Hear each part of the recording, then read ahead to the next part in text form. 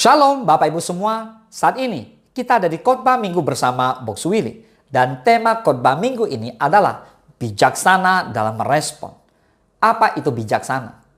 Kamus Besar Bahasa Indonesia memberikan penjelasan mengenai bijaksana, yaitu selalu menggunakan akal budi, arif, cermat, dan teliti bila menghadapi masalah dan kesulitan. Jadi bijaksana adalah menggunakan akal budi dan pemikiran yang sehat sehingga menghasilkan perilaku yang tepat. Amsal 8 ayat ke-33 dikatakan, dengarkanlah didikan, maka kamu menjadi bijak, janganlah mengabaikannya. Yang setuju dan percaya katakan amin. Di tengah situasi dunia yang serba tidak menentu dan mudah sekali berubah ini, orang percaya dituntut memiliki hati bijaksana dalam menyikapi segala sesuatunya. Jika tidak, kita akan mudah hanyut oleh derasnya arus dunia ini yang membuat kita semakin jauh dari Tuhan. Jika kita tidak punya hati yang bijaksana, kita akan mudah sekali kecewa, sakit hati, marah, bahkan putus asa, lalu mengasihani diri sendiri, dan mengikuti keinginan daging. Rasul Paulus menasehati, karena itu perhatikanlah dengan saksama bagaimana kamu hidup. Janganlah seperti orang bebal, tetapi seperti orang arif, dan pergunakanlah waktu yang ada, karena hari-hari ini adalah jahat. Efesus 5 ayat 15 dan 16.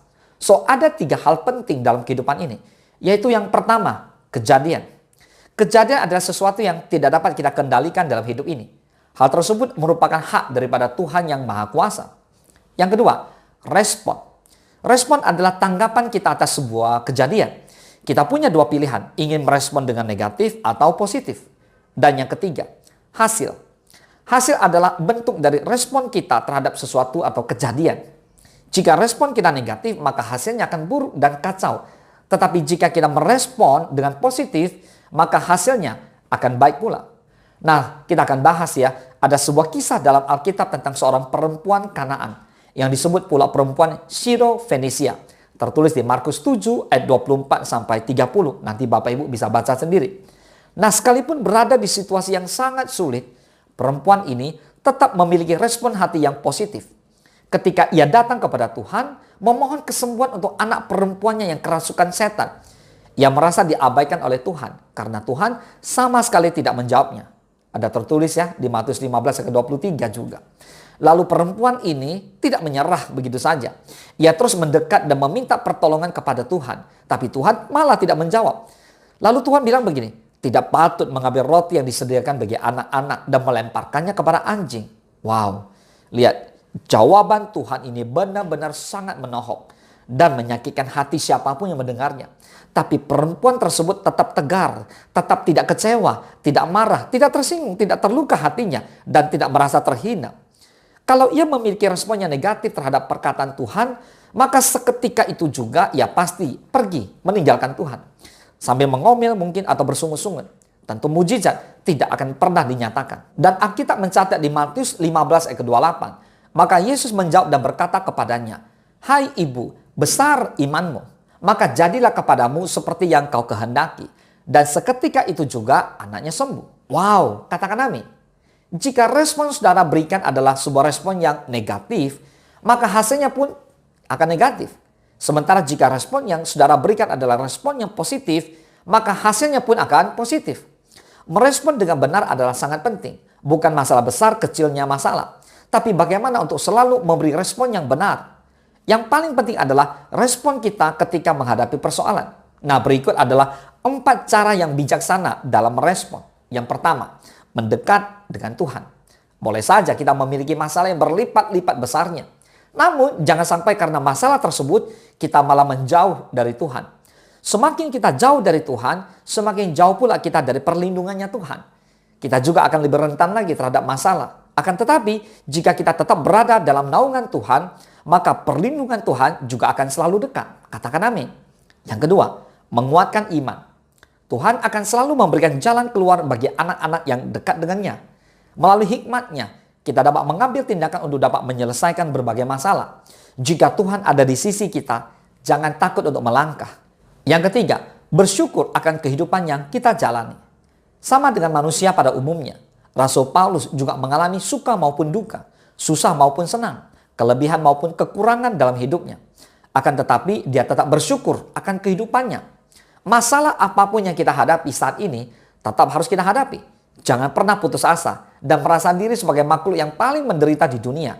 Karena jika kita peka terhadap kondisi sekitar, maka banyak orang yang masalahnya jauh lebih besar dari kita. Oleh karena itu, apapun yang terjadi kita patut bersyukur kepada Tuhan. Bersyukur karena kita masih diberikan kekuatan untuk menghadapi berbagai masalah ini. Kita juga tidak menghadapi masalah ini seorang diri. Karena ada Tuhan yang selalu berada di sisi kita. Dan ingatlah, Tuhan tidak akan pernah memberikan cobaan melebihi kemampuan hambanya. Amin. Dan yang keempat, berdoa. Terdengar sederhana memang, tapi berdoa merupakan cara menghadapi masalah menurut Alkitab yang dinilai paling ampuh. Sebagian orang mungkin tidak memprioritaskan berdoa ketika sedang diterpa masalah. Mereka biasanya mencari pertolongan dari manusia lainnya untuk berdiam diri saja menunggu permasalahan selesai sendiri. Padahal berdoa penting bagi umat beragama, terutama buat orang Kristen. Berdoa adalah salah satu sarana untuk berkomunikasi dengan Tuhan. Anak Tuhan juga berdoa untuk meminta pertolongan, jalan keluar atas masalah hidup, dan meminta damai sejahtera. Nah, di Filipi 4 ayat ke-7 dikatakan, damai sejahtera Allah yang melampaui segala akal akan memelihara hati dan pikiranmu dalam Kristus Yesus. Katakan amin. Bapak Ibu semua, Tuhan mau masalah itu terjadi untuk membuat kita menjadi lebih baik. Namun respon yang salah membuat masalah jadi memburuk.